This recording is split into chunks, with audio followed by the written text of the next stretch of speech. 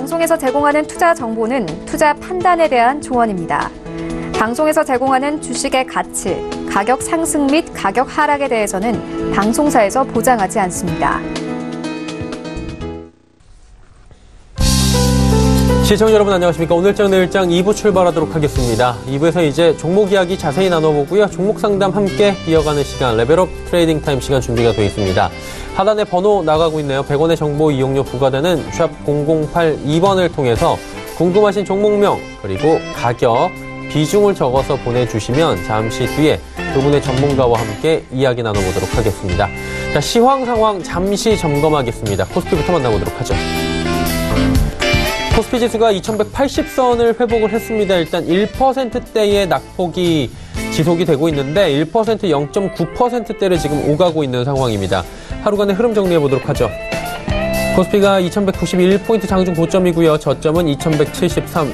일단 온종일 2200선은 깨져 있다라고 보시면 됩니다. 전일 미중 간의 무역 분쟁 악재가 다시금 돌발로 튀어나오면서 미국 시장 하락했고요. 우리 시장도 영향을 그대로 받고 있습니다. 수급 조치 만나보도록 하죠. 어마어마하게 사주던 외국인이 오늘 매도 드디어 하네요. 2,600억 원 외국인의 매도가 시작이 됐고요. 기관은 585억 원 매도하는 가운데 금융투자 쪽의 매도가 가장 많이 나오고 있는, 금융투자 쪽에서는 오히려 지금 현재 매수가 잡혀있네요. 784억 원 정도 매수를 합니다. 연기금 조금 전에 59억 원 매수로 지금 매도해서 매수 전환을 했고요. 개인이 무려 3,021억 원이나 또 매수를 합니다. 다음 살펴보도록 하죠. 코스닥 시장입니다. 729포인트대 코스닥은 빨간불을 보여줍니다. 상승 전환을 했습니다. 하루간의 흐름 정리해보도록 하죠. 코스닥은 포스피와는 좀 다른 흐름을 보이는데 장중에 오전 중에도 빨간불을 잠시 보였다가 하락 전환했고요. 지금 V자 모양 크게 한번 나옵니다. 하지만 위아래 진폭은 크지 않고요. 일단은 빨간불로 전환을 했다라는 데 의의가 좀 있을 것 같습니다. 수급 주체 만나보면 외국인이 매도해서 매수로 전환을 했네요. 73억 원 소폭이지만 매수 전환을 했고요. 기관이 499억 원 매도합니다. 매도하는 가운데 투신이 32억 원 사고 나머지 주체 모두 팝니다. 개인은 460억 원 순매수하네요. 다음 살펴볼까요? 원달러 환율의 흐름입니다. 1123원 50전 거래가 되면서 고합권 수준에서 현재 거래가 되고 있습니다. 금일 본 방송에서 제공해드리는 정보는 투자 판단에 대한 조언일 뿐입니다. 해당 주식의 가치와 수익률 보장해드리지 않는다는 점 참고해 주시길 바랍니다. 오늘 시장 마감 전략 함께 짚어봅니다. 유안타증권 설릉역 지점에 박진희 부장 연결돼 있습니다. 안녕하십니까? 네, 안녕하세요. 예, 오늘 시장 상황이 코스피와 코스닥 또 다르게 움직이는 것 같은데 전체적으로 정리 한번 해주시고요. 마감 전략 함께 들어볼까요? 네, 일단 시장은 중미 무역 전쟁에 합의가 좀 지연될 것에 대한 우려감, 트럼프와 시진핑의 미팅 타임이 3월 1일 이후가 될 것에 대한 우려감, 이런 부분들을 반영하면서 유럽 시장의 경기 둔화 우려감까지 반영한 미국 시장의 하락에 좀 영향을 받고 있습니다. 표면적으로는 그렇습니다만은 다음 주에 있을 옵션 만기의 영향에 따른 기술적인 조정, 선물의 변동성 확대, 이런 부분이라고 보실 수도 있겠습니다. 오늘 시장 전체적으로 외국인들 거래도 상당히 좀 많이 매도하고 있고 기관들은 양시장 고르게 매도하고 있는 모습 보실 수가 있겠는데요. 실질적으로 오늘 시장 흐름 본다면 그동안 좀 중국과 미국의 관계 개선에 대한 기대감으로 많이 올랐던 철강 섹터라든지 화학 섹터 같은 경기 민감 섹터주들의 좀 조정폭이 좀 있는 편이고요. 반대로 그동안 낙폭이 컸던 바이오 섹터주들과 게임 섹터 같은 내수용 종목들, 오늘 통신주들도 좋습니다. 이런 식으로 내수용 종목들이 그동안의 하락 이후에 좀 반등을 해주고 있다고 보시면 되겠습니다. 중국 관련 소비 섹터주들도 동시에 좀 약한 모습이죠. 연세종, 카지노, 화장품 같은 중국 관련 소비 섹터주들 약한 모습 이어가고 있는 것 같습니다. 그래서 시장에서는 상대적으로 좀 주가가 많이 하락해서 가격 메리트가 있는 쪽이 약간 들어 올려지는 모습이고요. 반대로 이제 경기 민감주들이 경기 회복 기대감이 올랐던 부분들이 조금 매물이 나오면서 차익 실현으로 인해서 좀 약세를 보이고 있는 모습 보실 수가 있겠습니다. 그럼에도 불구하고 최근에 OLED 관련주들, 장비주들, 부품 소재 섹터주들은 강세를 유지하고 있는 모습인데요. 관련 섹터주들은 올해 상반기 내내 좀 시장에서 좀 기대를 좀 받을 수 있을 것으로 보여지고 있기 때문에 OLED 관련 장비와 소재 섹터주들에 대해서는 관심을 좀 꾸준히 좀 주시는 전략이 좋지 않습니다. 그래서 일단 만기 영향으로 지수가 좀 하락은 했지만 2180포인트를 잘 지지하면서 종가가 나온다라면은 어느 정도 시장에서 종목 장세가 조금 더 유지될 수 있겠다라는 생각으로 보시면 좋지 않나 싶습니다. 그래서 마지노선은 2150선 하고 지금 2180선 이 정도를 지지선으로 해서 일단은 지금 시장 대응하시면 좋을 것 같고요. 방금 말씀드린 대로 IT 섹터 중소형주 중심으로 대응하시고 단기로는 바이오 섹터주들, 그다음에 낙폭과대 뭐 게임 섹터, 순환매 이런 전략 쓰시면 좋을 것 같습니다.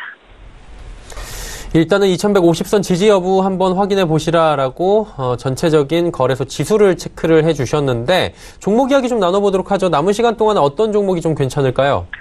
개인적으로는 좀 바이오 섹터주들이라든지 그다음에 IT 아까 말씀드린 OLED 섹터 조정을 이용하는 전략 이런 부분들 다 좋을 거라고 생각을 하고 있습니다. 그래서 바이오 섹터주들 같은 경우는 다 좋게 보여지고 있고요. 약간 좀 오늘 게임주들이 그동안 조금 부진하게 움직임을 보였었던 넷마블이나 컴투스 등이 좀 강하게 움직이고 있는데요. 이 중에서 한번 컴투스 살펴보도록 하겠습니다. 컴투스 같은 경우는 일단 스카이랜더스 출시가 뒤로 미뤄지면서 주가가 상당히 많이 급락했었습니다. 오늘 실적 발표하고 일정 부분 시장에서 반응을 하는 모습 보실 수가 있겠는데요. 스카이랜더스 출시 일정이 이제 확정이 됐습니다. 2월 28일로 얘기가 나오면서 일단 이 부분에 대한 불확실성이 좀 해소되는 모습 보실 수가 있겠습니다. 특히 서머너즈워도 대규모 업데이트를 하면서 이 부분이 시장에서 긍정적으로 실적에 영향을 줄 것으로 좀 기대하는 부분이 있겠고요. 스카이랜더스 같은 경우는 기대감이 없는 상태였었는데 일단 유럽 하고 이제 미국 시장 출시되면은 그 부분이 시장에서 어느 정도 파괴력을 보일지 좀 지켜보셔야 될 것 같습니다. 오늘 좀 강하게 올랐습니다. 개인적으로는 오전장에 좀 이 종목을 골라놨었는데 지금 오후장 들어서면서 또 강세가 더 커지고 있는 모습 보실 수가 있겠는데요. 제가 알고 있는 게임 업종 섹터 내에서 실적 대비해서 가장 주가가 많이 빠져있는 종목이라고 보시면 되겠습니다. 퍼가 한 10 정도밖에 안 되고 있습니다. 오늘은 좀 단기적으로 좀 많이 올라와서 지금 저항대 부분에 왔죠. 60일선 저항대 부분까지 올라와 있습니다. 그래서 오늘 당장이 아니더라도 다음 주 중에 혹시 모르겠습니다. 11만 7천 원대? 네, 이 정도까지 혹시 조정이 온다라면 한번 접근해 보실 수 있을 것 같고요. 손절선은 최근에 저점권이었을 때 한 11만 원 정도 저점선으로 해서 손절선 정해놓고 대응하시면 될 것 같습니다. 일단은 매수하게 되신다라면 순차적인 변동성은 보이겠습니다만은 약 13만 원에서 한 14만 원대 부분까지 한번 목표 노려보실 만할 것 같습니다. 네, 남은 시간 동안에 컴투스에 대해서 퍼도 지금 안정적이고 괜찮아 보인다. 살짝 조정이 왔을 때 가격적으로 메리트 있을 때 들어가 보자라고 말씀을 해주셨습니다. 오늘 말씀 잘 들었습니다. 네, 감사합니다. 네, 유안타증권 설릉역 지점의 박진희 부장과 함께했습니다.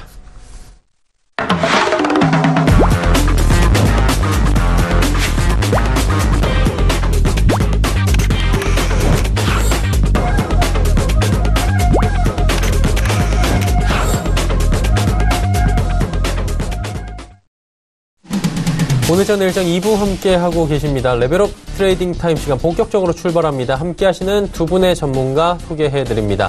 벤자민 투자연구소의 신일섭 소장 그리고 김원호 멘토와 함께합니다. 어서 오세요. 네, 안녕하세요. 네, 두 분과 함께 이제 종목 추천부터 받아보도록 하죠. 신 소장님부터 갈까요? 네, 바로 들어가겠습니다. 네. 첫 번째 종목 디딤입니다. 자, 디딤이 마치 굉장히 요즘 디딤돌을 밟듯이 다시 올라오고 있어요. 디딤은 지금 음식점 프랜차이즈 운영하고 있는 업체죠. 2006년도에 설립된 이후에 인천 지역을 기반으로 사업을 확장해 나갔고요. 이 디딤 하면은 잘 뭔가 안 떠오르지만 여기서 제가 브랜드를 얘기하면 굉장히 그게 디딤이었구나 하실 거예요. 왜냐하면 한 번씩은 가보셨을 만한 브랜드들을 갖고 있습니다. 일단 직영, 직접 운영하는 것들은 백재원, 도쿄 하나, 여기는 조금 비싸요. 풀사이드 228 500년 장터. 여기는 좀 비싼 것들을 직영으로 하고 있고요. 프랜차이즈는 약간 저렴한 컨셉이거든요. 마포갈매기, 미술관, 연안식당. 근데 여기서 제일 지금 요즘에 성장성이 부각이 되는 건 연안식당이에요. 지금 그 백화점의 그 팝업 스토어라던가 혹은 각 지역의 어떤 대형마트 옆 주변 아니면 아파트 단지 옆에 연안식당이 굉장히 큰 규모로 개업을 하고 있는 거를 보셨을 거예요. 지나가다가 강북 지역이나 강남 지역이나 마찬가지인데 유동인구 굉장히 많은 곳에 지금 대형 매장 거의 100평 이상짜리 많이 생겨 있어요. 그리고 각 그 지역의 백화점 중에 가장 이제 그 좀 매출 높은 백화점에 지하 푸드코트에 가면 팝업 스토어 형식으로 연안식당의 꼬막 비빔밥을 최근에 팔았던 거가 굉장히 많이 보셨었던 적이 있을 거예요. 그래서 그게 바로 디딤이 운영하는 브랜드고 지금 마포갈매기는 굉장히 저렴한 가격으로 우리 그 예전부터 있었던 브랜드고 그리고 백재원 도쿄 하나는 좀 비싼 브랜드였는데 최근에 이제 신성으로 연안식당을 열심히 하고 있습니다. 그래서 연안식당 그 관계자의 얘기를 들어보면 공격적으로 확장을 하겠다고 선언을 했거든요. 그리고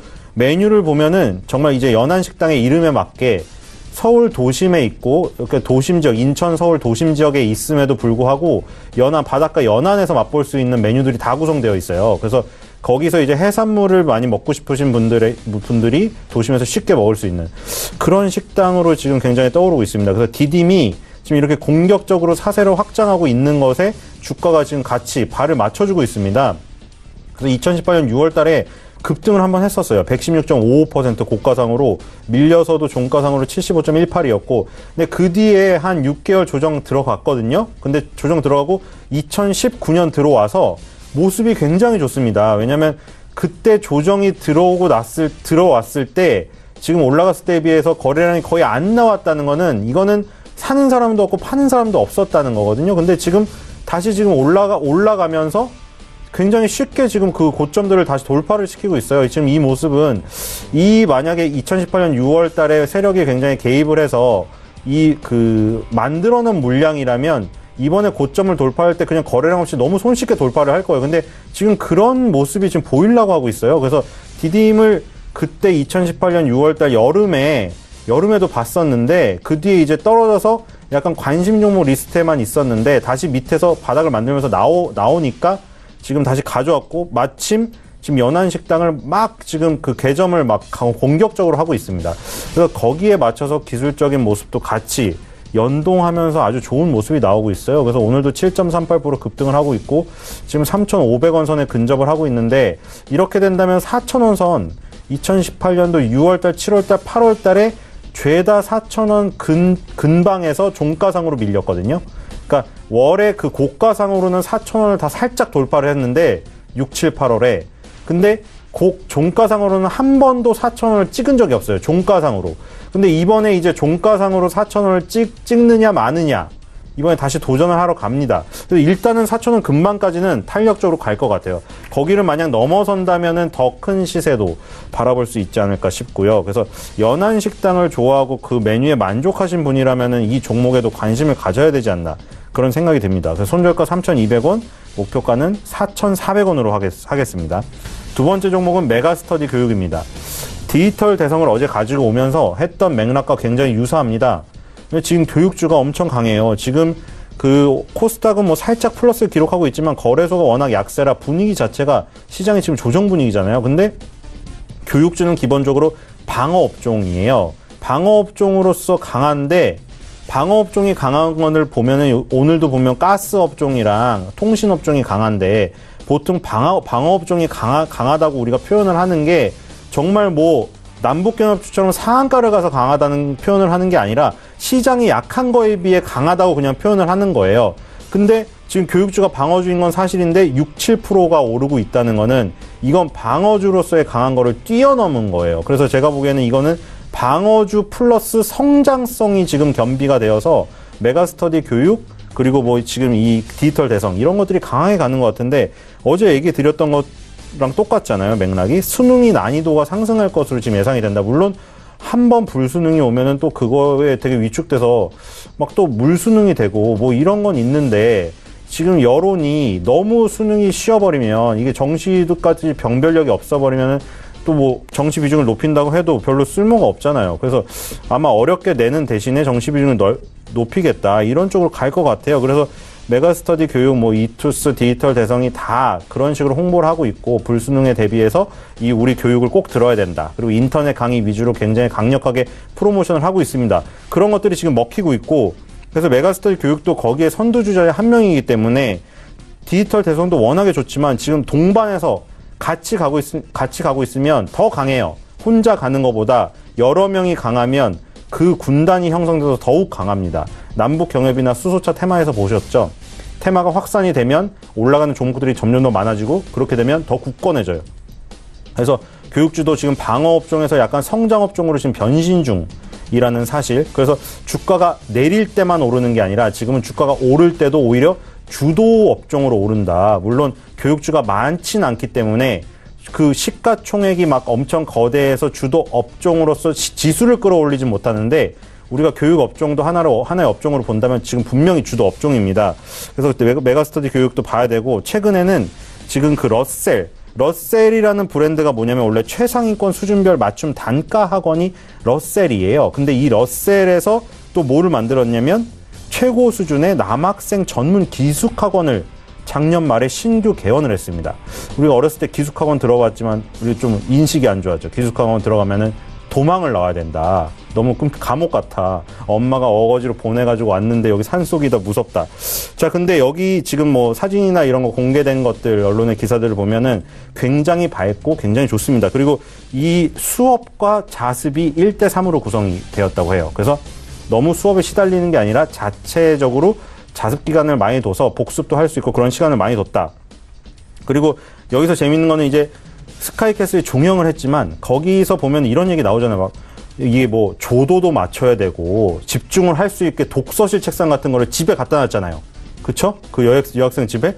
근데 그게 정말 드라마적인 극적인 요소만은 아니었다는 게 지금 메가스터디 교육이 이 러셀 브랜드로 만든 남학생 전문 기숙학원 여기가 그렇게 되어 있어요. 전부 다. 자습하는 곳은 일반 책상보다 훨씬 넓은 대학교 도서관 가면 있는 그 넓은 책상 있죠.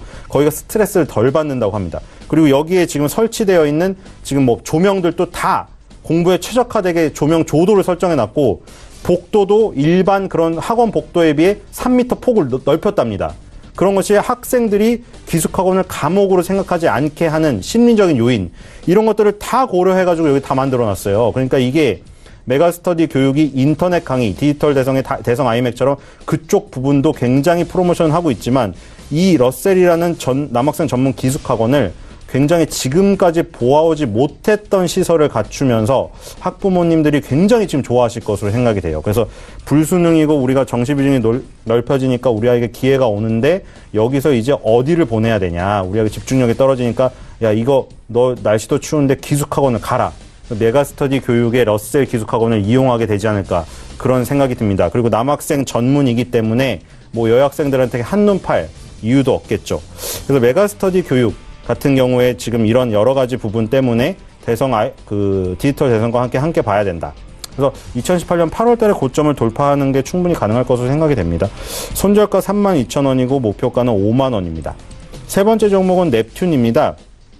넵튠은 지금 각종 모바일 게임을 개발하고 서비스를 하는데 자기가 개발하고 서비스하는 것보다 최근에는 투자를 많이 해서 더 수익을 얻고 있어요. 지금 그 스타트업들 오울블루, 마그넷, 브록소프트, 아크베어스 이런 거에 전부 지분 투자를 했습니다. 그래서 여기서 게임 개발 스타트업에서 훌륭한 그 작품이 나오면 넵튠이 투자한 지분대로 다 씨앗을 뿌린 대로 걷어가게 되어 있고 e스포츠 구단 스틸8에 투자를 했고 MCN 기업 샌드박스 네트워크에 투자를 했습니다. 근데 샌드박스 네트워크에 소속된 인플루언서가 도티랑 잠들 유명한 인플루언서를 보유를 하고 있습니다. 그리고 이 업계 2위입니다. MCN 업계 2위고요.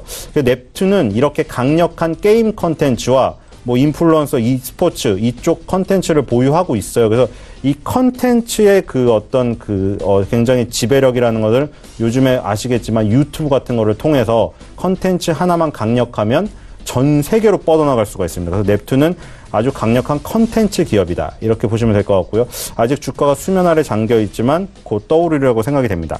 손절가는 12,000원, 목표가는 18,000원입니다. 네 번째 종목은 국도화학입니다. 화학주 종목인데 국도화학은 뭐 꾸준히 장기적으로 오르는 종목이죠.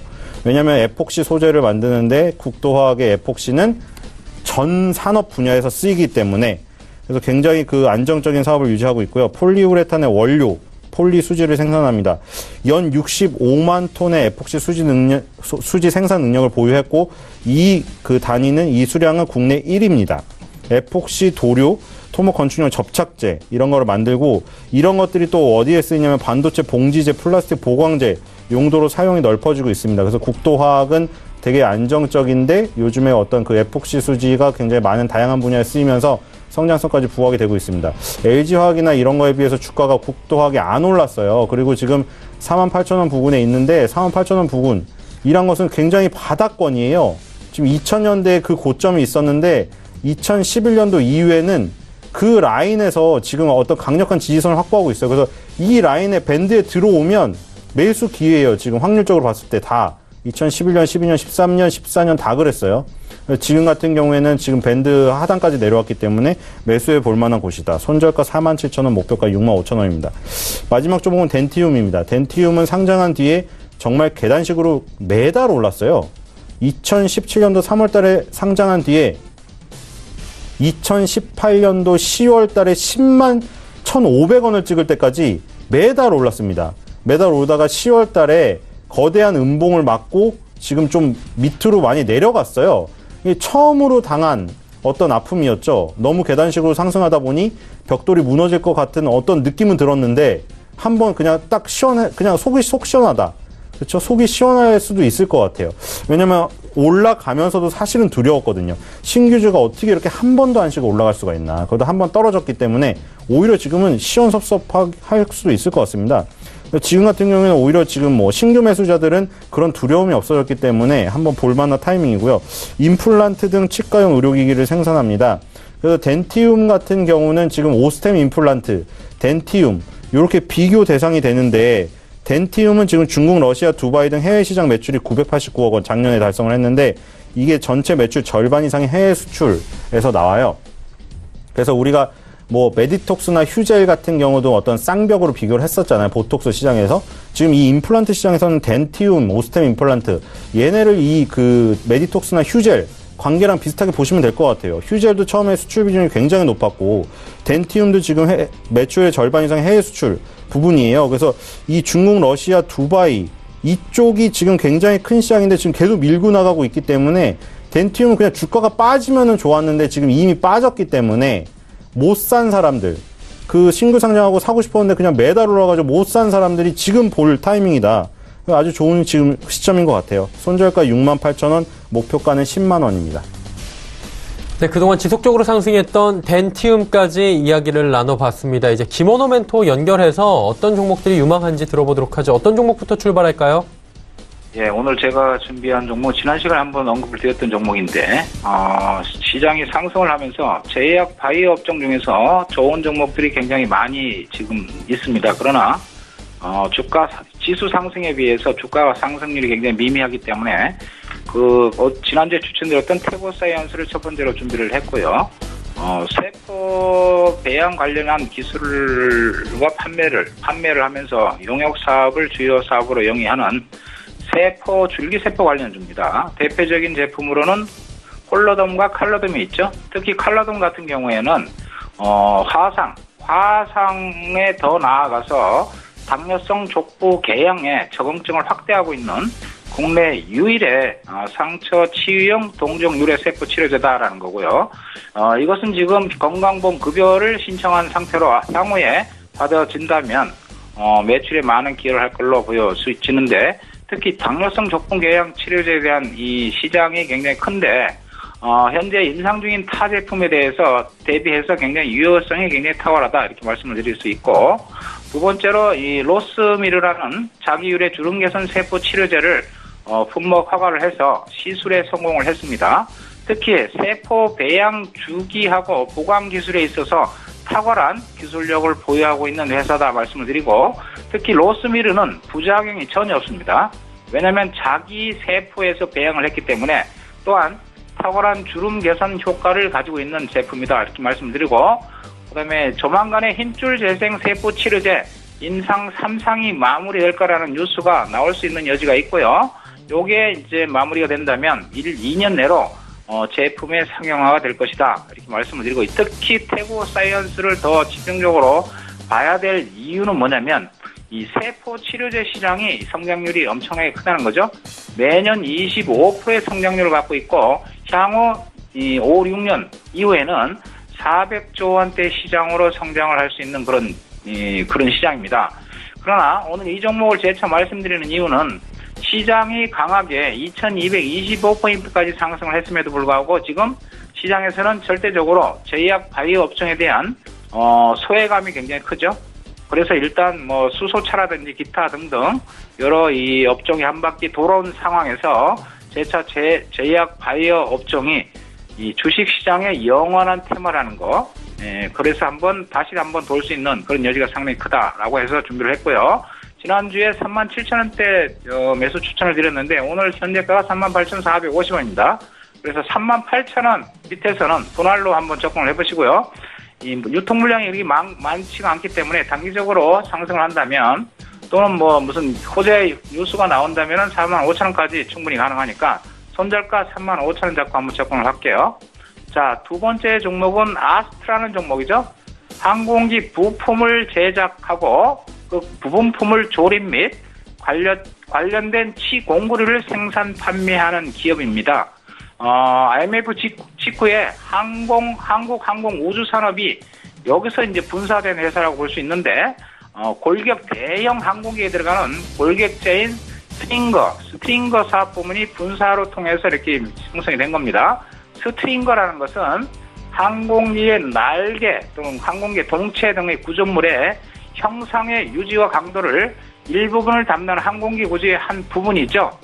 회사 굉장히 좋은 회사죠. 매출액은 2018년 3분기까지 29% 정도 증가를 했고 영업이익과 당기순이익 또한 증가를 한 상황입니다.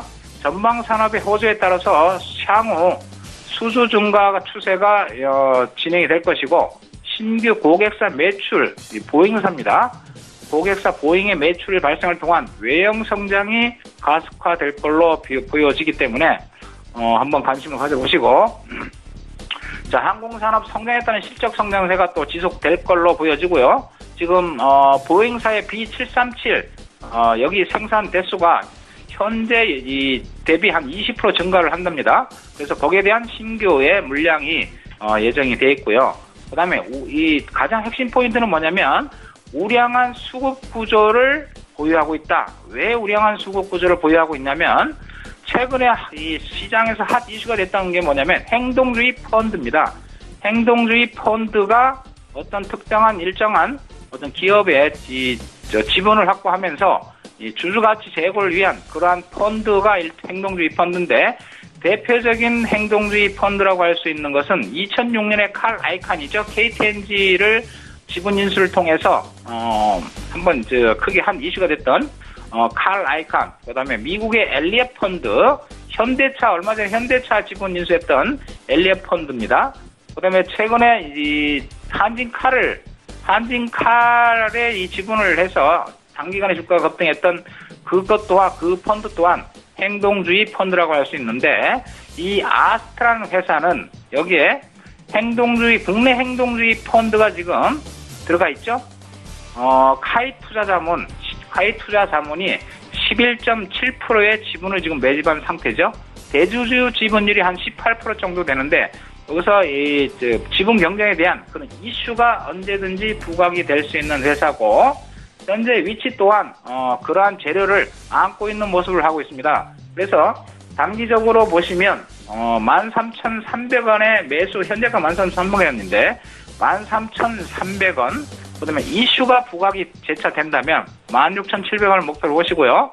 대신 손절가는 11,500원으로 잡겠습니다. 자, 세 번째 종목은 2월 27일, 28일 있을 북미 2차 회담에 관련된 이슈 이런 재료가 나와 있고요.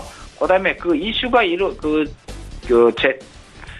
회담이 이루어지기 전에 여러 가지 이슈가 부각될 수 있는 부분이 있습니다. 그래서 남북 경협주 중에 대유라는 종목을 골랐어요. 비료 및 농약 제조 판매를 기반으로 의약 외품 제조와 수입 판매업을 주요 사업으로 영위하고 있습니다. 복합비료 4종을 지금 생산하고 있고요. 제조 방법에 대한 특허권을 취득한 대유 비대품 특허품은 기술력을 이용해서 굉장한 가격 경쟁력을 가지고 있다. 2018년 3분기까지의 누적 매출은 19.3% 증가한 276억이고요. 영업이익 또한 23% 증가했고 당기 순이익은 35% 증가한 89억입니다. 시장 현재 여건이 우호적인 수급 형성을 하고 있는데 그 이유는 대북 이슈는 2월 27일, 28일 그 이후에 또 남북 간의 이 정상회담 이슈가 또 부각이 될 수 있기 때문에 향후 한 2월달, 3월달까지는 대북 이슈는 언제든지 우호적인 수급을 바탕으로 급등할 수 있는 여지가 있는 그런 부분이죠. 자, 그래서 대유 대유 같은 경우는 지난 2차 상승을 지금 준비하는 그런 과정에 있기 때문에 이 전형적인 2차 상승 N자 패턴입니다. N자 패턴. 2018년 9월 달에 37,300원 1차 남북 정상회 때 그 고점을 찍고 지속적인 하락을 하다가 10월 달에 14,200원, 12월 달에 15,250원에서 주봉상으로 쌍바닥을 찍었어요.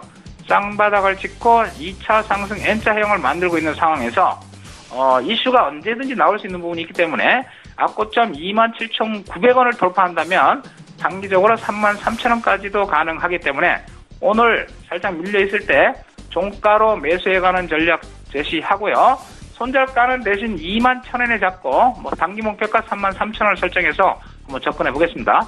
자, 네 번째 종목 또한 대북 이슈와 연관성이 있는 종목이죠. 현대건설기계입니다.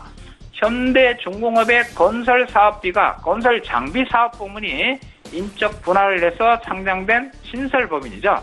이 현대건설기계. 그다음에 중국이 3월 달에 전국 인민대표 대회가 있는데 전인대라고 그러죠. 거기에서 중국 경기가 지금 좀 위축이 돼 있기 때문에 중국이 인프라 확충을 언급할 그런 가능성이 굉장히 높습니다. 그래서 중국 인프라 확충의 수위에 기대감이 있다. 그다음에 기술적으로 우량한 위치에 있기 때문에 지금 현재가 56,700원인데 57,000원 밑에서는요 분할로 접근하시면 분할로 지금 지수가 지금 부담되는 상황이 놓여 있기 때문에 분할로 접근을 하시고요. 지금 목표가는 68,000원으로 접근해서 손절가 51,000원 잡고 한번 접근을 해보겠습니다. 자, 마지막 종목은 바이오 제약업 중에서 하나를 골랐습니다. 오늘 강한 모습을 보이고 있는 ABL 바이오입니다. 지난번 제가 이 시간을 통해서 AL 바이오를 단기 추천해서 한번 급등을 시도했던 적이 있는데 최근에 급등 이후에 많이 눌린 상황이죠. 눌린 상황에서 재차 지금 상승을 시도하고 있는 그런 모습인데 이중 항체 기술을 기반으로 항체 치료제를 연구 개발하고 또 기술 이전을 통해서 기술 이전 등을 통한 상업화를 기본 사업의 이 모델로 하는 바이오 의약품 개발 전문 기업이라 할 수 있습니다. 2018년 2건의 대형 기술 수출 성과를 이뤘고요. 그리고 나서 이 코스닥 시장에 상장이 됐죠. 이중 항체 시장은 매년 34%의 높은 성장성을 가지고 있고 그다음에 전 세계적으로 FDA 승인 중에서 이중 항체 의약품 단 2개밖에 없습니다. 그래서 희소성이 굉장히 높은 그러한 이 분야다 이렇게 말씀을 드리고요. 지금 현재가가 지금 18,300원인데 18,000원 밑에 17,900원, 17,800원 이렇게 해서 다음 주에 살짝 눌림이 들어온다면 접근을 한번 해보시고요. 이것 또한 전형적인 쌍바닥 패턴입니다. 여기서 관통을 한다면 앞고점까지도 충분히 갈 수 있는 그런 흐름이죠. 그래서 단기 목표가는 21,800원 설정하고 손절가는 짧게요. 16,500원에 설정해서 한번 다음 주 접근해 보시기 바랍니다. 네, 이상입니다. 네, 5종목 들어봤습니다. ABL 바이오까지 말씀을 해주셨고요. 단기 접근 종목들 이제 가보도록 하죠. 디지털 조선 대성이죠? 디지털 대성. 예, 비슷한 이름의 종목이어서 말씀을 해주셨는데 어제 말씀을 해주신 바가 있어요. 결과 어땠습니까? 이거 지금 하루도 지금 저한테 안 주어졌는데도 불구하고 지금 아까 언급한 순간 또 더 급등을 해서 지금 10% 가까이 오르고 있습니다. 지금 결국에는 어제 말씀드린 역사적인 순간을 여러분과 함께하고 싶어서 가져왔다고 하는데 역사적인 순간을 조만간 함께할 것 같아요. 지금 계속 제가 언급을 하면서 지금 2003년도와 2007년도의 고점이었던 9,000원 근방 혹은 9,000원 위 거기에 지금 뚫리기 바로 직전입니다. 이렇게 되면 디지털 여성의 역사적인 그 레벨업이 지금 시작이 될 것 같고 지금 여러 가지 분석들도 다른 학원주들, 다른 학습주들에 비해서 저평가되어 있다는 분석까지 지금 언론에 쏴지면서 이렇게 되면 불을 붙일 것 같아요. 그래서 대성학원에 지금 내신 수업료를 더 많이 여기서 투자해서 회수할 가능성이 지금 굉장히 높지 않나. 대성학원에 지금 겨울철에 아이들을 손잡고 등록하시러 가시는 학부모님들은 디지털 대성을 매수하고 등록하시기 바랍니다. 네. 그렇다면 이번 주에는 어떤 종목이 좋아 보이십니까? 오늘도 교육주입니다. 메가스터디 교육. 지금 이거 두 개가 너무나 강력하기 때문에 메가스터디 교육 오늘 6% 가까이 오릅니다. 이렇게 두 개가 쌍두마차로 이렇게 가게 되면 너무나 강력하죠. 지금 그 겨울철에 곧 이제 입학식 다가오잖아요. 지금 학교, 주변 학교 가면 다 걸려있죠. 본교 배정을 환영합니다. 대학교 입학한 친구들이 재수생 여러분들은 부럽고 배가 아플 거예요. 쟤네들은 입학해서 이제 놀러가고 OT 가는데 나는 학원에 하러 가야 된다. 지금은 너무 뼈가 아프겠죠. 하지만 나중에 더 잘 되면 되겠죠. 그래서 메가스터디를 그런 마음으로 기숙학원을 보내고 이럴 가능성이 높은데, 자, 그런 부분을 위안을 삼게 해줄 메가스터디 교육의 주가 흐름이 나올 것 같습니다. 그래서 지금 단기 그 추천주로 메가스터디 교육을 또 강력히 추천하겠습니다.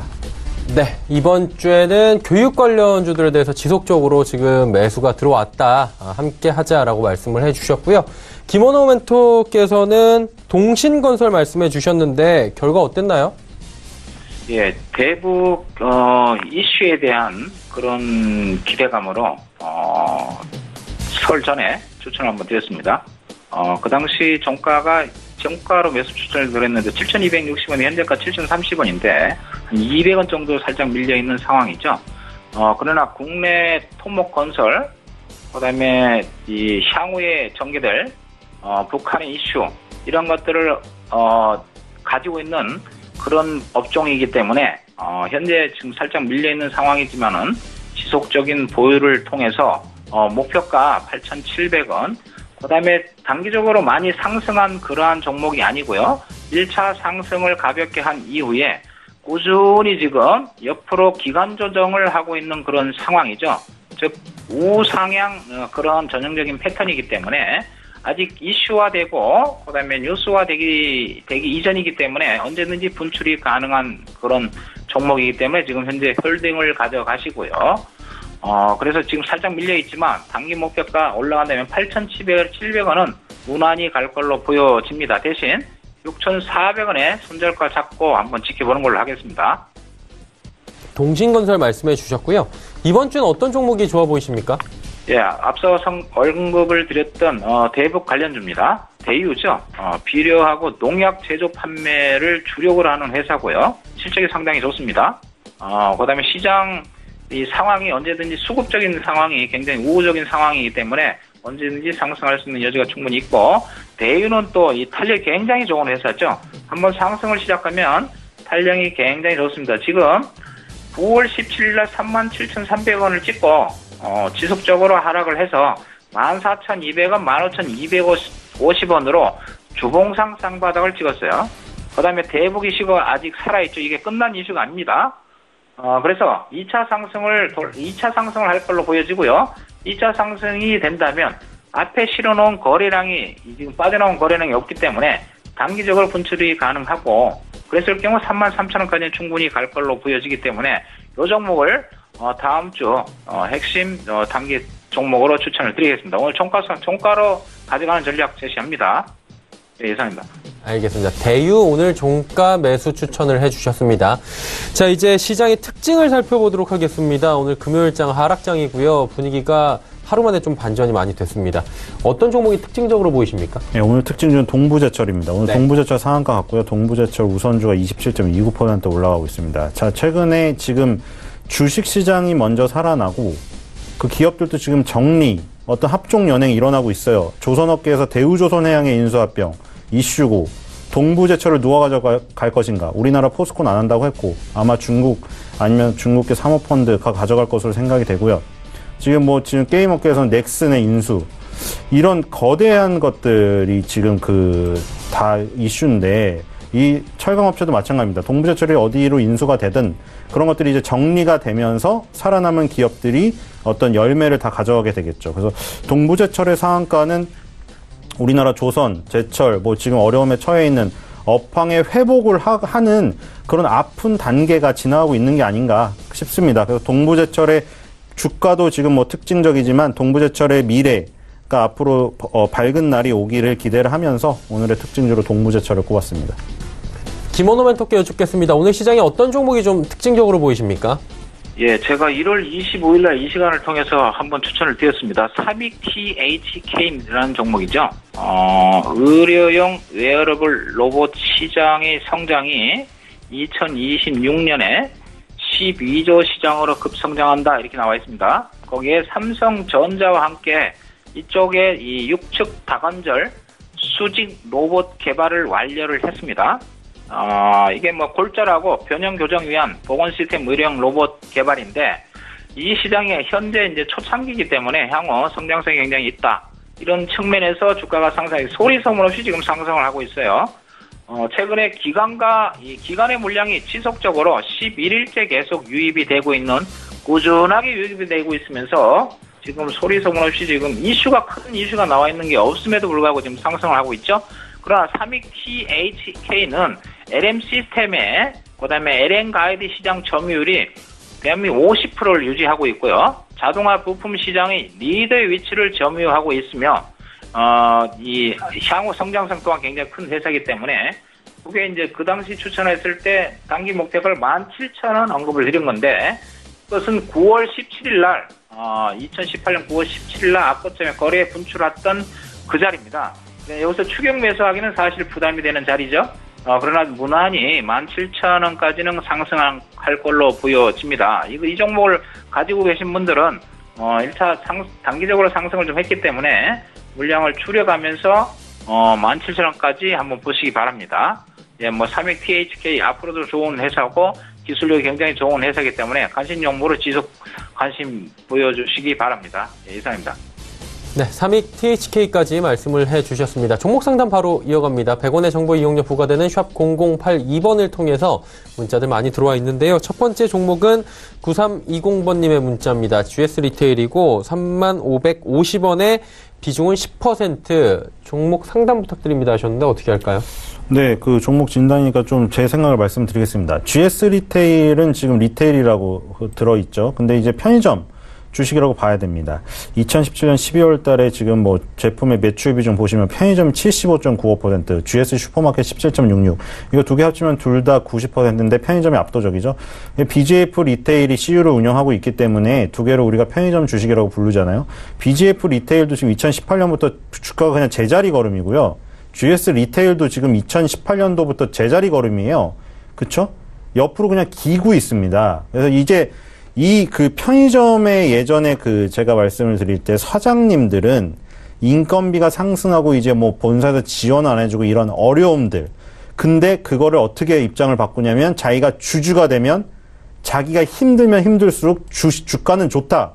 근데 지금은 그게 또 바뀌었어요. 이게 아이러니한 게 주주가 되면 회사가 좋으면 내가 힘들고 회사가 좋으면 주가라도 오르니 지금 그게 방어가 되는데 지금 같은 경우에는 인건비가 상승해버리고 그거를 이제 뭐 상생 지원이라고 해서 또 지원해주고 뭐 전기료를 지원해주고 이런 부분이 주가에는 별로 안 좋아요. 그리고 지금 뭐 그 자기한테 지원되는 부분이 있어도 주주인데 주가가 안 좋은 부분이 돼버린 거죠. 그러니까 이게 이 시기를 벗어나야 돼요. 뭐냐면 지금 뭐 인건비 때문에 힘들고 상생 지원 때문에 GS 리테일, BGF 리테일이 별로 수익이 안 난다. 근데 이 부분이 지나면 결국 인건비가 오르면 인건비만 오르는 게 아니고요. 편의점에서 파는 물가가 다 올라요.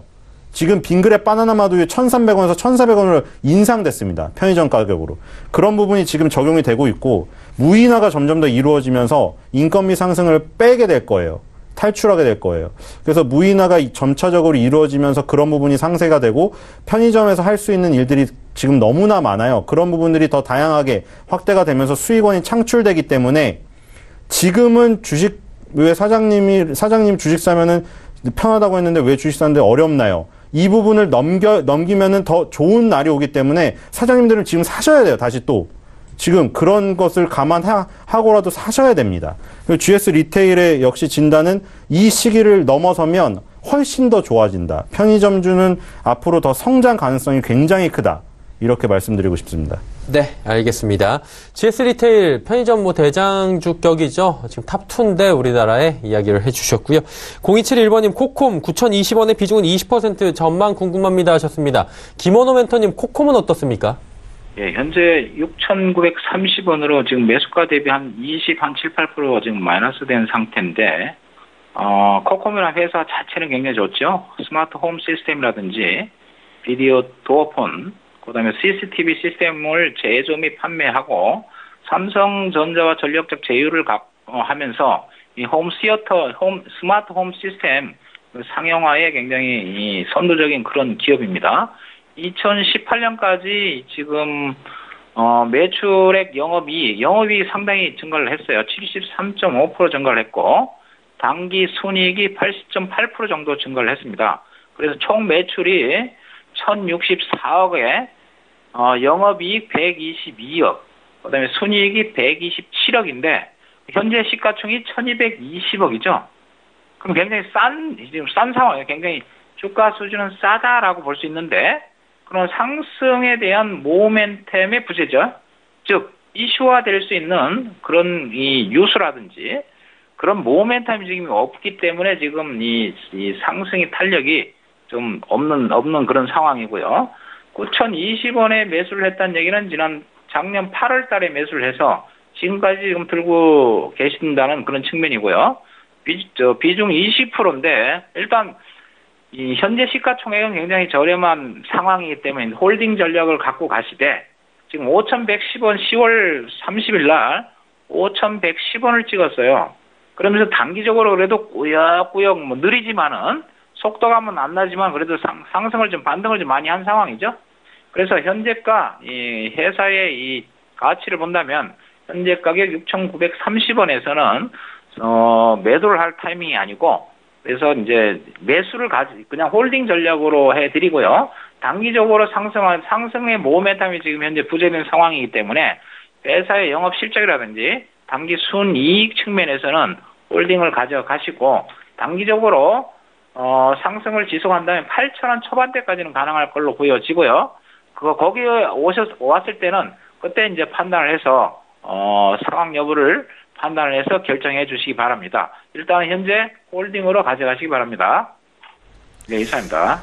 자, 5133번님의 문자만 빠르게 갑니다. 유한양행 24만 3천원의 비중이 30% 좀 짧게 부탁드리겠습니다. 네, 너무 좋은 종목이고 가져가시기 바랍니다. 유한양의 안티프라민 모델로 손흥민 선수를 발탁했다고 하는데 안티프라민 같은 그런 일반적인 의약품을 만드는 회사로 인식이 되어 있었죠. 근데 요즘에 보세요. 작년에 얀센하고 기술 수출했고요. 길리어드 사이언스랑 또 기술 수출 계약을 했습니다. 유한양행은 앞으로 그런 안정적인 회사에서 이제 재평가가 될 거예요. 손흥민 선수의 몸값이 확 뛴 것처럼 그런 식으로 갈 겁니다. 그래서 유한양행 지금 거의 2007년도부터 12년째 사실 15만 원에서 30만 원 사이예요. 근데 저는 이게 배를 갈 수도 있다고 생각이 됩니다. 그래서 앞으로의 10년은 유한양행은 지금과는 전혀 다른 주가가 리레이팅이 될 것이기 때문에 이거는 30%가 더 많아도 좋습니다. 유한양행은 제가 생각하기에는 계속 가져가셔서 한 주씩 빼서 용돈으로 쓰고 나머지는 계속 들고 가서 자식에게 물려줘도 이건 나중에 어디까지 가 있을지 상상이 안 가는 주식이라고 생각이 됩니다. 네, 알겠습니다. 유한양행까지 이야기 나눠봤고요. 이제 동시호가 저희도 진입을 해보도록 하겠습니다. 코스피부터 만나보도록 하죠. 자, 지수가 2176.82포인트대입니다. 1.21% 빠지고 있고요. 여전히 약세 흐름, 코스피는 가져갑니다. 하루간의 흐름 정리해보도록 하죠. 자, 코스피 지수 보시면 일단 장 초반부터 2200선 무너지면서 출발을 했고요. 장중 고점도 2200선 회복이 안 됩니다. 장중 저점은 2170포인트 초반대까지 밀렸고 현재 포인트도 장중 저점 부근에서 하회하고 있는 움직임입니다. 다음 살펴보도록 하죠. 외국인의 매도 물량은 2,808억 원 오히려 더 늘어나고 있습니다. 기관은 818억 원 지금 매도하는데 금융투자 쪽에서 순매수를 859억 원 해주지만 연기금이 다시 19억 원 매도로 돌아섰습니다. 개인은 3,439억 원 사고 있습니다. 이번엔 시가총액 상위 종목들의 흐름입니다. 삼성전자와 SK하이닉스 여전히 3, 4%씩 빠집니다. 셀트리온이 그나마 강보합권으로 선방하고요. 현대차 약보합권 전환이 됐습니다. 다음 살펴보도록 하죠. LG화학, 삼성바이오로직스, 한국전력은 소폭씩 올라갑니다. 하지만 포스코의 낙폭이 4% 가깝고요. 삼성물산도 1.7% 빠집니다. 다음 살펴보도록 하죠. 코스닥은 729.30입니다. 일단 강보합권 여전히 코스닥 시장은 유지를 해 나가고 있는 상황이고 거래소와는 좀 차별화된 움직임이 나옵니다. 하루간의 흐름 정리하죠. 보시면 장중에 725포인트대까지 빠졌다가 지속적으로 다시 꾸준하게 지수 낙폭을 줄여왔고요. 결국에는 반등에 성공합니다. 소폭이지만 729.30, 730부근까지 다시 치고 올라오는 모습 확인이 됩니다. 수급 주체 확인해 보도록 하죠. 자, 수급 보시면 외국인이 매수로 전환을 했습니다. 53억 원, 소폭이지만 장 후반에 3시경부터 지금 53억 원 매수했고요. 기관이 517억 원 매도, 개인은 반대로 496억 원 순매수입니다. 동원 F&B가 지난해 영업이익이 872억 원으로 전년 대비해서 20.52%나 올랐다라고 실적 속보가 또 올라와 있습니다. 여전히 어닝 시즌은 후반이지만 막바지지만 진행 중이고요. 다음 살펴보도록 하죠. 셀트리온 헬스케어는 1% 빠집니다. 하지만 신라젠이 상승에 성공했고요. CJ ENM도 2.53% 장 후반에 다시 힘을 냅니다. 바이로메드, 포스코캠텍 전체적으로 소폭씩 올라오고 있고요. 6위부터 10위 종목들 살펴보도록 하죠. 자, 보시면 메디톡스부터 펄어비스까지 지금 전 종목이 빠지긴 하는데 낙폭이 크진 않습니다. 전체적으로 1% 안쪽까지 낙폭을 줄여갑니다.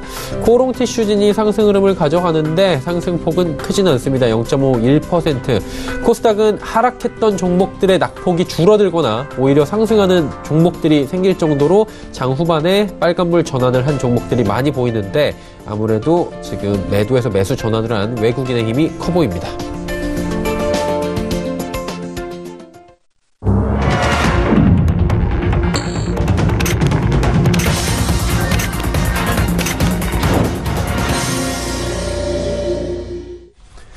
시장 모두 마감이 됐습니다. 예, 오늘 금요일장이었고요. 이번 주 정말 빠르게 지나간 게 이틀밖에 거래를 하지 않았습니다. 금요일장이 좀 기분 좋게 끝났으면 하는 바람도 있었는데 어쨌든 간에 2200선은 무너지고 끝이 나네요. 네, 그 미국 시장이 좋았던 날에 우리가 하필이면 쉬어버리고 그게 반영이 못 된 가운데 미국 시장이 떨어지니까 또 이제 우리나라 시장이 열려서 바로 반영을 해버리는, 어떻게 보면 운이 안 좋다고 할 수도 있지만 이건 사실 예정되어 있다고 생각이 됩니다. 제가 번지점프 얘기를 한 거를 기억을 하실 거예요. 번지점프를 딱 띄웠는데 이제 줄이 매달려 있기 때문에 탁 탄력이 있어 위로 떠오르죠. 이제 그 다음에는 탄성이 줄어들어서 통통통통 거리면서 그 줄에서 빼서 내려오게 되잖아요. 그러한 과정이 예상이 되었기 때문에 반등 뒤에는 제가 한여름까지는 그저 그냥 옆으로 기는 조정 장세다 얘기를 드렸어요. 지금 주요 미국 종목들이 다 그런 식이거든요. 엄청나게 올랐던 페이스북, 아마존닷컴, 넷플릭스 다 급등을 한번 나왔으나 이제 그 튕겨 올라간 것으로 여기서 마무리가 될 것 같습니다. 제 생각에는. 여기서 다시 급등을 해서 지난 연도의 고점을 돌파하고 이것은 굉장히 무리가 간다고 생각이 되고요. 그리고 우리나라에 더 연관이 있는 삼성전자와 하이닉스 때문에 마이크론 테크놀로지, 엔비디아, 애플도 다 마찬가지죠. 밑에서 급등하면서 한방 펑 튀어 올랐으나 이제 거기서 한계 다다른 거예요. 그리고 바이오주는 더 그래요. 바이오주는 양봉이 잘 안 보이잖아요. 암젠, 화이자, 존슨앤존슨 보세요. 탄력이 약했어요. 그리고 밑으로 다시 빠지죠. 그리고 우리나라는 결국 오늘 통신업종이 1위를 기록할 만큼 굉장히 보수적인 약세장이었고요. 그래서 삼성전자, 하이닉스가 많이 지금 빠지고 있죠. 그 구경제로 불리는 현대자동차나 포스코나 이런 것들이 20년 선에 걸쳐서 반등을 한다고 했지만 그건 반등에 불과하지 이게 상승세로 가기 위해서는 대전환이 굉장히 오래 걸린다고 분명히 말씀을 드렸기 때문에 이 부분에서 이제 힘이 약합니다. 어느 정도 시가총액 상승은 있었지만, 그래서 이제 결론은 이 부분에서 시가총액 상위주들이 강력히 지금 이제 반등을 이어나갈 타이밍은 지금 놓쳤다. 그런 면에서 봤을 때 개별주가 굉장히 조금 강세가 더 득세를 펼칠 텐데, 개별주들도 아마 지금 남북경협이나 수소차 테마 이런 것들이 굉장히 힘을 뿜어버렸기 때문에 어떤 새로운 테마가 더 강력히 등장하기 전까지는 굉장히 소리 소문 없이 죽은 듯한 장세가 될 것 같아요.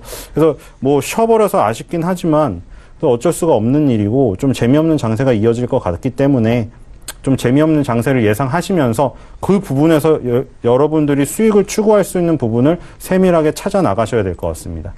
네, 알겠습니다. 김원호 멘토께 여쭤보도록 하겠습니다. 시장 어떻게 보셨습니까? 예, 일단은 오늘 간만에 거래소 시장에서 외국인의 매도세가 한 2,800 정도 나오고 있죠. 2,222포인트를 고점으로 일단 단기 목표가 되는, 지난 10월 달에 10월 달 저점을, 죄송합니다. 저점을 찍었을 때 한 10% 이상의 상승을 했죠. 일단은, 상반기에 강세를 반등을 제가 언급을 드렸습니다. 그래서 일단 베어마켓 랠리가 일단은 1차 완성이 된 거고, 거래소 시장 같은 경우는 지금 좀 지수 저항에 대한 부담감이 있고요. 가격과 기간 조정의 필요성이 좀 높아지는 상황이죠. 또한 미국의 이 경제 지표 및 기업의 실적 이런 확인 과정이 또 필요하고, 그다음에 연준의 통화 정책이 지금 완화된 상황에서 거기에 의해서 1차 상승을 강하게 했기 때문에 거기에 대한 미국 시장 또한 이 차익에 대한 욕구가 굉장히 강한 상황입니다. 그다음에 구조적으로 1월 강세, 2월은 약세 현상이 지속된 게 매년 반복이 됐습니다. 그러나 이게 이제 재차 하락을 깊게 진행되는 그런 과정에 이런 이 눌림, 기간 조정이 아닌 재차 상승으로 가기 위한 그런 과정의 눌림으로 보시기 바라고요. 미 연준의 이 통화 정책 긴축이 완화되고 그로 인한 달러의 약세 현상, 거기서 상반되는 신흥국 통화의 이 안정, 이러한 부분은 한국 시장과 한국 기업에 전체적으로 긍정적인 면이 지금 부각이 되고 있다는 거고요. 그래서 일단 조정이 들어오겠지만 그 조정은 재상승을 위한 단기적인 약세 국면이다 이렇게 판단을 하시고, 2월 달은 좀 쉬어간다고 생각하시고요. 1월달 상승에서 좀 소외됐던 상대적으로 약세 흐름을 보였던 제약과 바이오 업종, 여기에 관심을 둬야 되고, 그 다음에 남북 정상회담은 그냥 작은 이슈가 아니죠.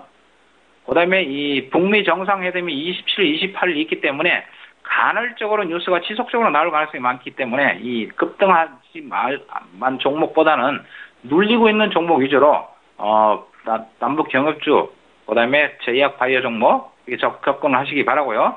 거래소보다는 코스닥 쪽에 관심을 둬야 되는 그런 시점이라고 보여집니다. 오늘 뭐 주가가 좀 빠져서 좀 그렇지만 다음 주 한번 기대해 볼게요. 예, 감사합니다. 네, 두 분과 함께 이번 주 이야기, 다음 주에 대한 시장에 대한 이야기까지 간략하게 들어봤습니다. 벤자민 투자연구소의 신일섭 소장, 그리고 김원호 멘토와 함께했습니다. 두 분 고맙습니다. 감사합니다.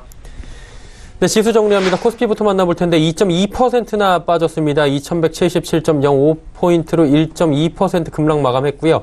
코스닥은 조금 상황이 다릅니다. 0.01% 소폭 하락한 728.72포인트에 장 마감했습니다.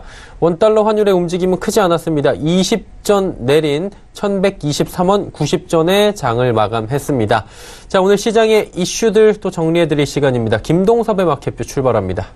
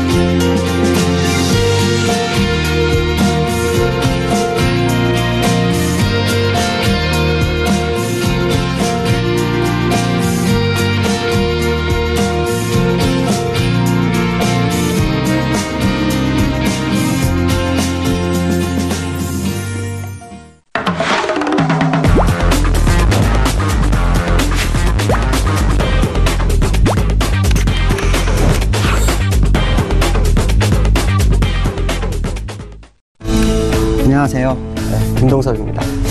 이번 주 이틀 거래일이었죠. 그래서 오늘 마지막 금요일 거래일이 마감을 됐습니다. 시장의 특징을 좀 봐야겠죠. 이번 시장은 아시겠지만 외국인들에 의한 시장의 방향성. 그런데 오늘 그 외국인들이 매도를 합니다. 매도를 하면서 시장을 흔들어 주죠. 근데 이 외국인이 오늘 2,800억 매도하는데 아마 거의 제가 알기로는 거의 한 달하고 한 6, 7일 정도 만에 매도가 나오는 상황이었고요. 실제로 외국인들이 매수를 한번 해서 사기 시작하면 최고로 많이 산 게 달보름이었기 때문에 6주 정도로 샀기 때문에 그걸 계산한다면 매도가 나올 때가 됐다라는 생각을 한 번쯤 해볼 필요성이 있고요. 특히 MSCI에서 제가 아마도 중국 A주의 4배 정도를 더 매수 물량을 늘리는 뭐 이런 정도 얘기가 나오고 있다라고 얘기를 했었는데, 그거와 거의 유사한 시점에서 외국인 매도가 나오고 있다는 게 특징이고요. 또 기관들도 오늘 720억을 매도합니다. 매도하는데 금융투자업자를 제외하고는 전 기관이 거의 매도 쪽에서 방향성을 잡고 있다라고 해석한다면, 일단 시장의 수급이 매수 우위보다는 매도 우위로 흘러가고 있는 상황이 아닌가. 특히 다음 주가 만기일인데 만기 전주 마지막 날 이렇게 흔들어 놓고 간다는 것은 상당한 의미를 좀 부여하지 않을까, 뭐 이런 생각을 해봐야 될 것 같습니다. 자, 두 번째로는 이 시장을 이끌었던 삼성전자가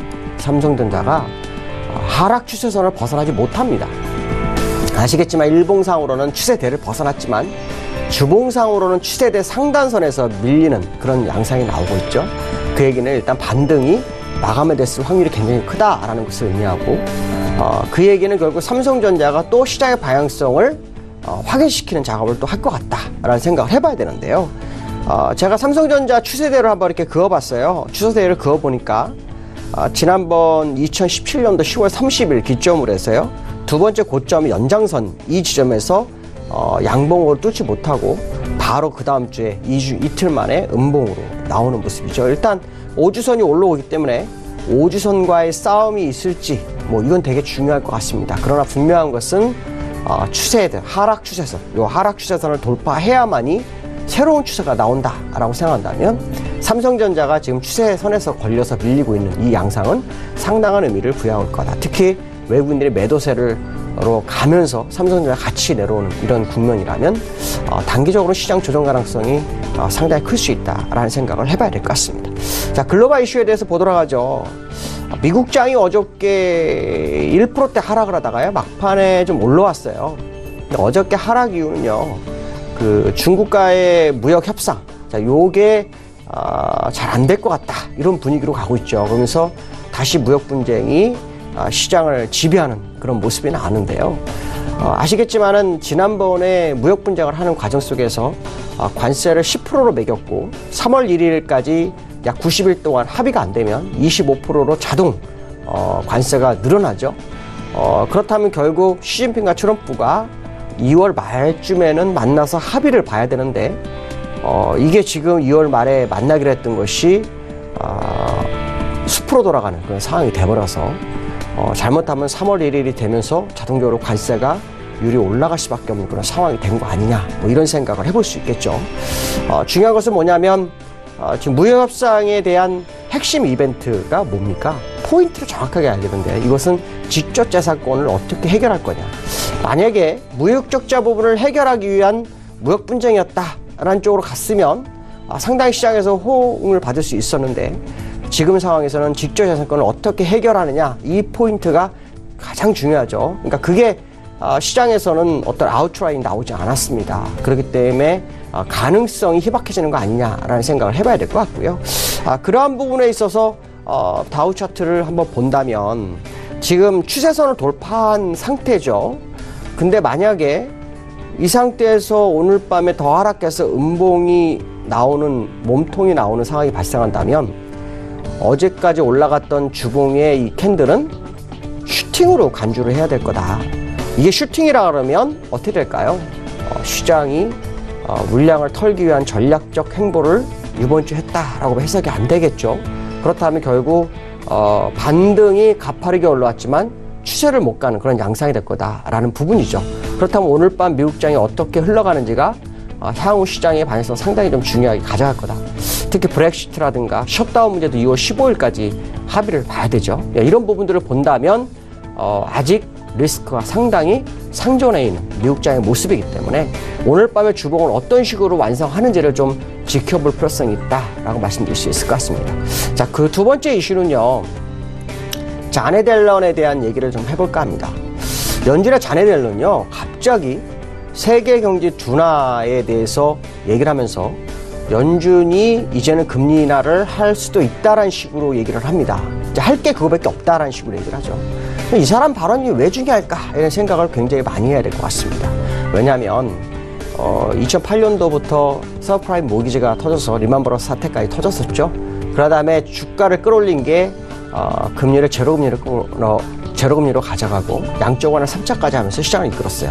이거를 한 사람이 벤 버냉키죠. 벤 버냉키 의장은 헬리콥터 벤이로 소문이 날 정도 돈을 많이 살포를 했습니다. 근데 이것을 입안하는 과정 속에서 핵심 멤버가 누구였냐면 바로 자넷 옐런입니다. 부의장이었죠.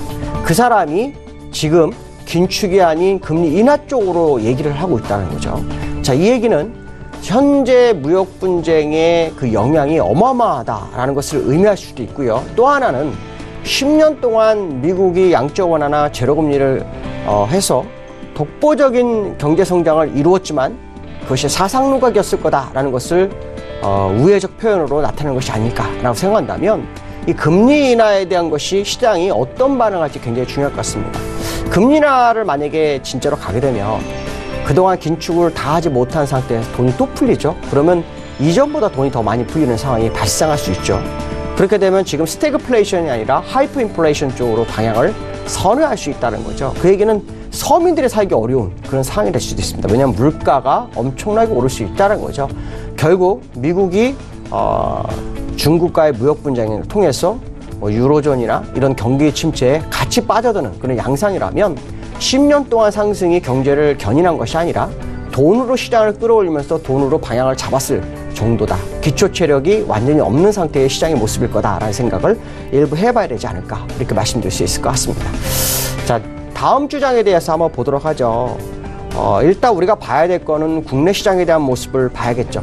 자, 국내 시장이 오늘 2200이 약 4거래일 만에 붕괴가 됐습니다. 근데 국내 시장을 붕괴한 모습을 아까 제가 삼성전자에서 하락 추세선을 벗어나지 못했다라는 얘기를 했죠.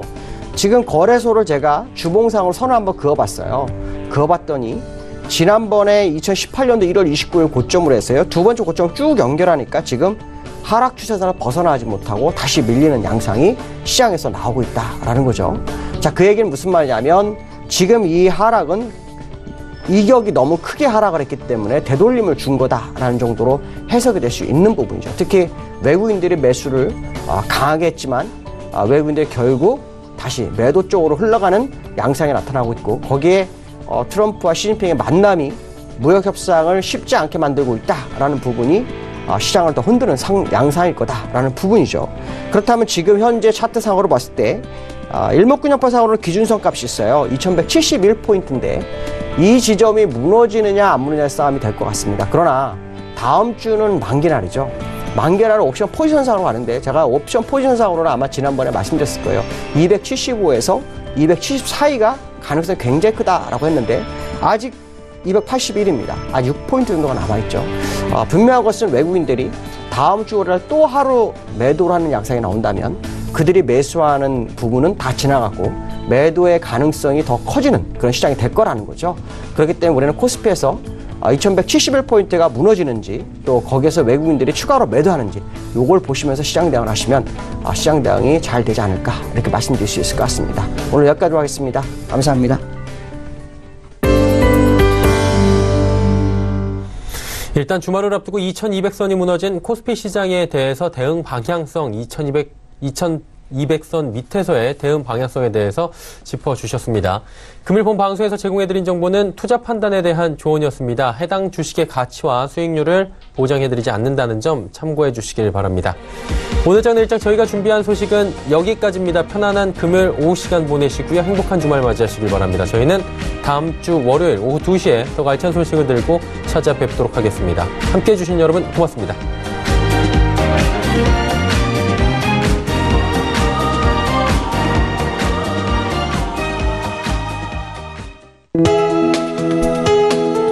본 방송에서 제공하는 투자 정보는 투자 판단에 대한 조언입니다.